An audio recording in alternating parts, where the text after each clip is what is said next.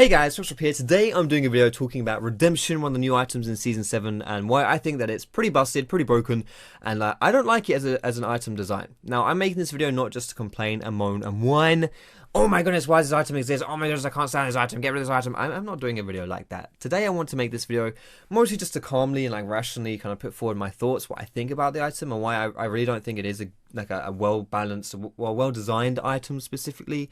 So let me know what you guys think about this video down below, what your thoughts are about the item as well, because I'd love to hear them.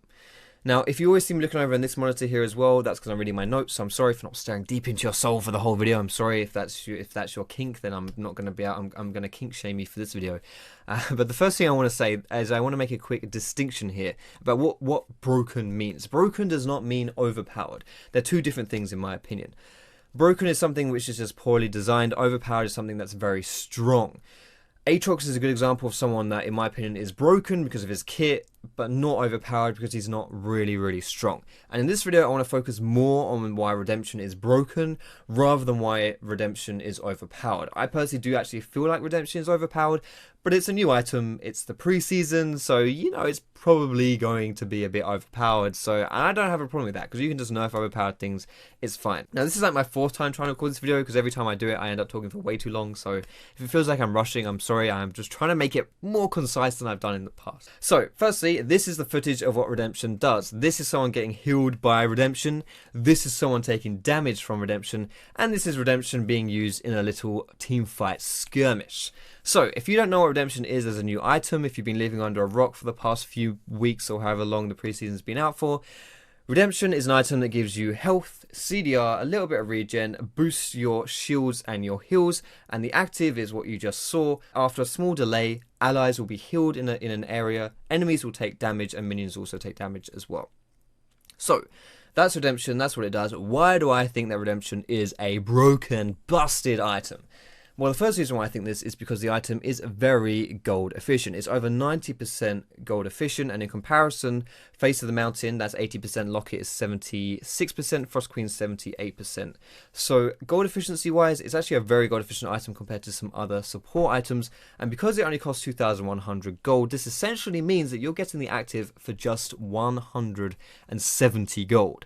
Very low amount of gold right there indeed. Now in theory, gold efficiency by itself does not mean an item is broken just by itself.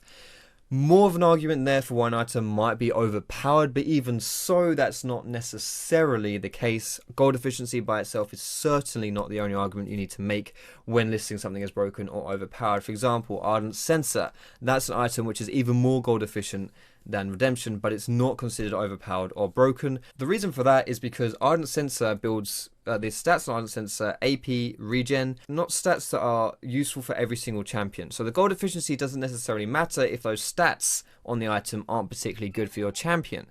However, sorry for that little notification there, however, Redemption does not fall under that category because Redemption is not only very gold efficient, but the stats, in fact, I want to close my client here so you guys don't have to hear another one of those. However, the stats themselves are completely universal, like ridiculously universal. Every single champion can get some kind of benefit from health, from CDR, from regen. The stats are not niche whatsoever, and it's not just the stats that aren't niche either, the active is not niche at all. So it's like, every single champion can definitely fit Redemption into their build as far as stats go, and every single champion could fit Redemption into their build as far as what it does, because it does things which is useful in pretty much any situation, no matter who you're playing, who the enemy's playing, whatever it is, it's going to be a useful item. So that's why I think it's a little bit broken from that perspective, because there's no sacrifice that needs to be made. If you want to get a Mikhail's Crucible, for example, you really want that kind of like CC reduction, then firstly, if you're going to buy that item, the stats on it are pretty wank. You're not going to get very good stats from that, so that's the sacrifice you have to make from that perspective. And on top of that as well, you can only really buy it when you're going to get a lot of use out of the active, which is quite situational. Redemption on the other side on the other hand, does not have bad stats. It does not have situational item actives either. So I really just think that the combination of having a ridiculously non-niche active with ridiculously non-niche stats is a bad combination to have. Now the second reason why I think that this item is pretty busted is because the active does not reward smart or good play. In fact, it kind of rewards dumb play. The active has such a huge range, it's the same as like a Tahm Kench ulti, which is pretty long range. You don't need to be near a fight to influence it. Now, what that means is that you don't really need to think about your positioning so much, or to an extent, you're rewarded for having sloppy plays, and you're not punished for having poor plays. If your positioning is suboptimal, you're not near enough your team, but you can still influence the team fight because you got this stupid redemption item. But this is also very frustrating to play against. It's not just that you're not punished, but if you're playing on the enemy team and this happens, it's not fun to play against. I don't think it's very healthy to have these kind of things in the game just because it's not fun. It marginalizes the mistakes of the person being caught, because they're going to be able to be saved by this redemption as well, potentially saved by redemption, and it marginalizes the efforts or the misplays by the support who was out of position in the first place. It feels like it doesn't give the opportunity to punish mistakes enough, because it's very, well, in the item's name, it gives you a lot of redemption. You know, it's got redeeming qualities for people who can't position or people who make mistakes in that sense. In addition to that as well, the item doesn't really have very much counterplay whatsoever, in my opinion, because you can use it while you're dead. So again, you're rewarded for stupid plays. If you get caught out of position, you can still influence a team fight. If the enemy team decides to strategically focus you down, then you can still influence the team fight. So whereas the biggest argument as to why this item would require... Shad, what are you doing, mate? Shad's getting lost in my bed. Whereas the biggest argument for why this item would require some amount of skill is the fact that there's a 2.5 second charge before it goes off. I don't really think that's a particularly strong argument, because the AoE is so large that you don't really have to use it quite precisely. No real precision needs to go into that. On top of that, you can put it down. Even if you miss it a little bit, your allies will see it and they can run into it for a massive heal. And lastly, even if you completely whiff it, totally whiff it, that's still a small time, which is going to influence a team fight, because the enemy team is going to be thinking, okay, I don't want to fight near here because the enemies are going to be healed, I'm going to get hurt. So even if you completely whiff it, you're going to have some level of influence on the team fight. So those are the two big reasons why I think that the item is broken by design, not a particularly well designed item. However, I want to mention one last point here about why it's overpowered, not broken but overpowered. And this is stuff that can be fixed though, is that the cost is very, very low. 2,100 gold, it should cost way more than that, considering, like I mentioned earlier, considering how like the stat efficiency on it is so high. The active only costs you 170 gold. 170 gold to do an AoE healing of up to 500 per person. AoE damage of 10% of someone's maximum health. That is just a really, really high impact active for such a low amount of gold. And also on a side note, that active is just very impactful, almost too impactful really, I would argue. I think the heals especially, they do way too much considering their AoE as well. Like if you get 3 people in that, that's easily 1,000 health healing from 170 gold active. It's pretty busted, pretty overpowered in my opinion from that perspective. Now there's one last point I want to mention here, and that is talking about something that a post I saw on Reddit. I didn't make this video because of a post on Reddit. I'd obviously planned this out for a long time. What are you doing, Shad? Okay, Shad's doing his thing. But there was a post on Reddit talking about how this item is overpowered to be enough, but fills the dream item niche, the dream item slot for support. I'm going to go save Shad before I make this point. Come on, Shaddy. Out you come, dog.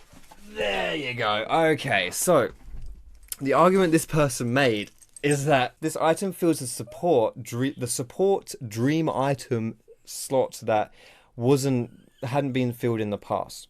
So what does this person mean by a dream item? I was curious about this myself. He says, a dream item is the one item that gives you everything you want for your specific champion or role, and that you feel the power spike in your champion effectiveness when you finally get the item.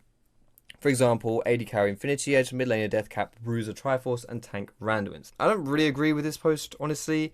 I don't really feel like items are necessarily completely role dependent, or they shouldn't be at least, but they're more champion dependent. For example, Triforce and Aurelia, yes, that can be a dream item, I can imagine that, but it's not like Triforce is a dream item on every single bruiser. Darius, for example, would not want Triforce, you know, so it's more champion dependent than role dependent. On top of that, I don't really agree with the concept. I don't really feel like there are items in the game that every role, like every champion in the role can get, and suddenly you feel a massive power spike. In fact, a lot of these items in the example are items you just leave out of build. And last thing to mention about that is that whenever these items come into existence, where every single champion in the whole role builds these items and it's very efficient on them, and it's like a power spike item as well, they get nerfed. Riot takes them out of the game. Warmog's back in the day was like this, that got nerfed. Randuin's has received multiple nerfs for that reason. Recent memory, Infinity Edge from Season 5, I think it was, the end of Season 5. That used to be every AD carries, in every single AD carries item build, but now it's not. Now it's more of a situational item. So I don't really think that it's good to have these dream items in the game. And I don't think Riot has them in the game either. And unlike Redemption, unlike the stuff I just mentioned before, Redemption is an item that can be built on literally everyone in the support role and has massive impact in just the way that it is. So that's what I want to say for this video, boys and girls. I hope you've enjoyed it. Shad here is enjoying the chin scratches. Being a little muppet like he always is. Aren't you, Shad? Well, so yeah, I hope you enjoyed the video, boys and girls. If you did like it, of course, leave me that cheeky thumbs up. But you can also subscribe to me for some more League of Legends content. Let me know what you think about this video down below in the description. And yeah, thanks a lot for watching, boys and girls. And I will see you in my next video.